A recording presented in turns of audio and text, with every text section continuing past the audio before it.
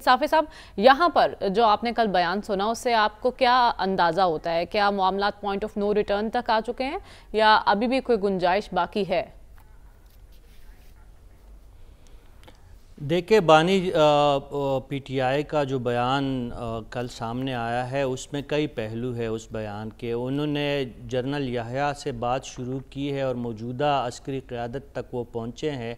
हर दौर में उन्होंने कुछ ऐसी चीज़ों की निशानदही की है जो हकीकत में हमारे माजी की जो जमहूरी तारीख़ है उसके बदतरीन अदवार वो तस्वर होते हैं। शेख मुजीब का उन्होंने ज़िक्र किया कि जिस तरह उनका मैंडेट चोरी हुआ और फिर जिस तरीक़े से इस मुल्क को नुकसान पहुँचा।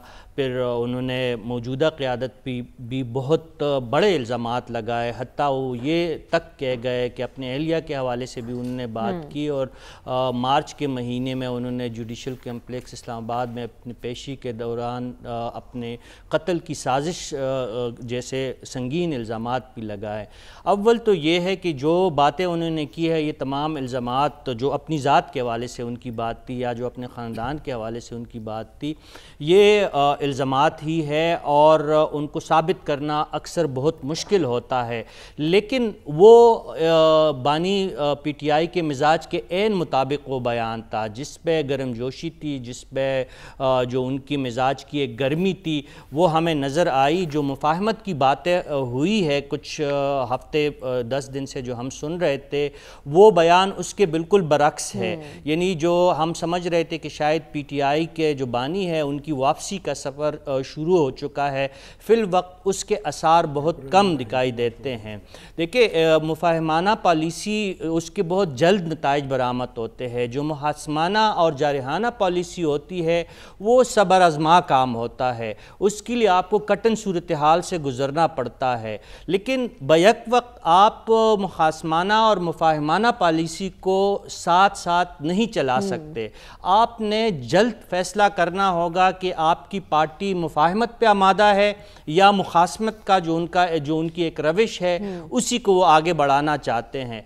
फिर जो अभी सलमान गनी साहब कह रहे थे कि कोर कमांडर हाउस में इजलासे और अफ्तार पार्टियाँ उड़ाने का फिर क्या मकसद है, फिर आपका जो है पैगाम देने के क्या मकासद है। अगर आप लड़ाई लड़ना चाहते हैं मुक़्तदरा के साथ और जिन लोगों पे आपको शक है, लंदन प्लान का जिक्र आप नहीं छोड़ रहे हैं, दानली का ठीक है आपका हक है, दानली का शोर जो आप मचा रहे हैं उसके बाद हवाले से आपका स्टांस में कोई नरमी नहीं आ रही है। 9 मई के वाक़यात जो हुए हैं उससे आप मुकम्मल किनारा कशी इख्तियार नहीं कर रहे हैं।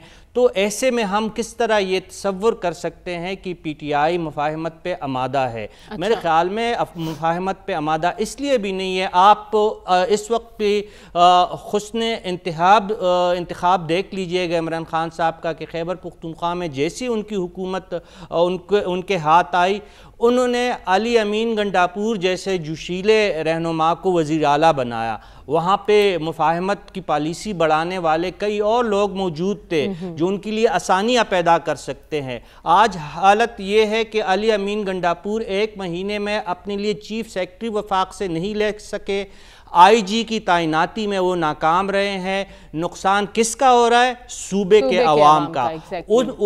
उस अवाम का जिन्होंने इमरान खान साहब पे अपनी मोहब्बतें और अपने वोट निछावर किए हैं।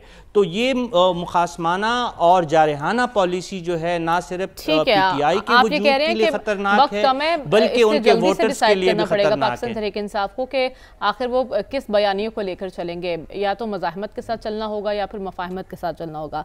भट्टी साहब, कल आपने इस प्रोग्राम में जिक्र किया था कि आपकी एक दफ़ा खान साहब से मुलाकात हुई थी और आपने उनसे पूछा था कि खान साहब ही कहा करते थे कि जब सिपा सालार पर कोई इल्ज़ाम लगाता है तो वो पूरी फ़ौज के साथ गद्दारी का मुर्तकिब होता है। तो खान साहब क्यों ऐसी बातें कर रहे हैं? क्या उन्हें ज़मीनी हक़ाइक़ का इदराक नहीं है?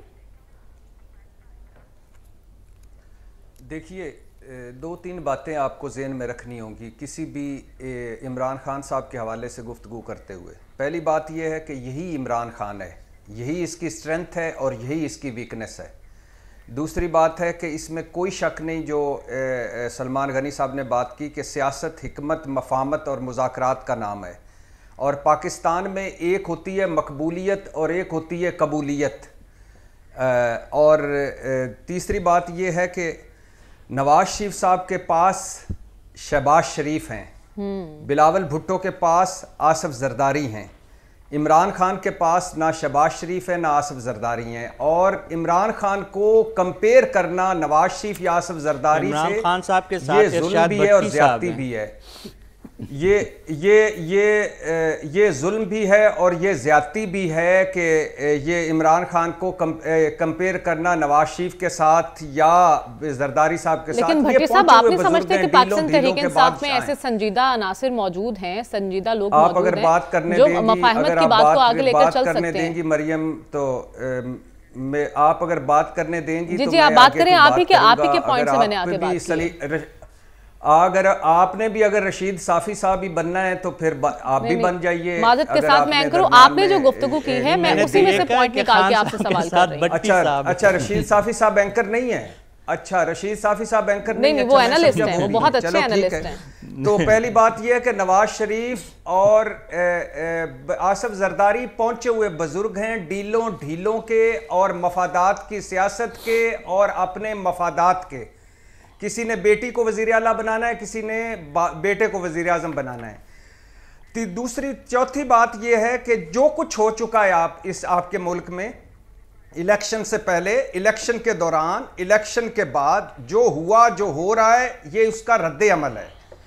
पर्चे, मुकदमे, छापे, गिरफ्तारियां, जेलें, हवालातें, सजाएं, बल्ला छिन जाना, पार्टी 4 हिस्सों में टूट जाना, जलसे जुलूस, रैली छोड़ें, कार्नर मीटिंग की इजाज़त ना होना, उम्मीदवार पकड़े जाना, तजवीज़ कुनंदे, तायद कुनंदे, नतायज, इलेक्शन रिजल्ट, मखसूस नशिस्तें, मुसलसल आजमाइशें, ये उसका भी नतीजा है। अब ये है कि ये जो एक बड़ी सीरियस एफर्ट हुई पाकिस्तान तहरीक इंसाफ के अंदर, और जो अली अमीन गंडापुर कोर कमांडर हाउस पहुंचे और इनको और बताया गया कि इन कोशिशों को इमरान खान की तायद हासिल है।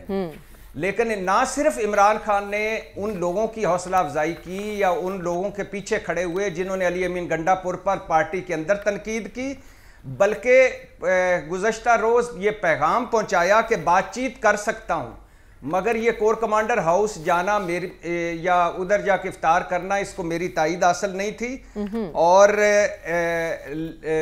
बातचीत होगी तो सारों को एतमाद में लेकर होगी। अब ये आखिरी बात है कि ये सब सियासतें, ये सारी चुदराहटें, ये सब कुछ तब है जब पाकिस्तान है। अल्लाह इसको हमेशा सलामत रखे। पाकिस्तान के लिए सबको एक एक कदम पीछे हटना पड़ेगा। 9 मई के आप किसी मुल्ज़म या मुजरम को ना छोड़ें, मगर 9 मई पूरी पाकिस्तान तहरीक इंसाफ ने नहीं किया। 3 करोड़ वोट मिले हैं, लिहाजा अब हमें कुछ ना कुछ इस मुल्क के लिए एक एक कदम पीछे हट के सारों को लूप में लेकर आगे बढ़ना होगा, तभी ये मुल्क चलेगा। ठीक है।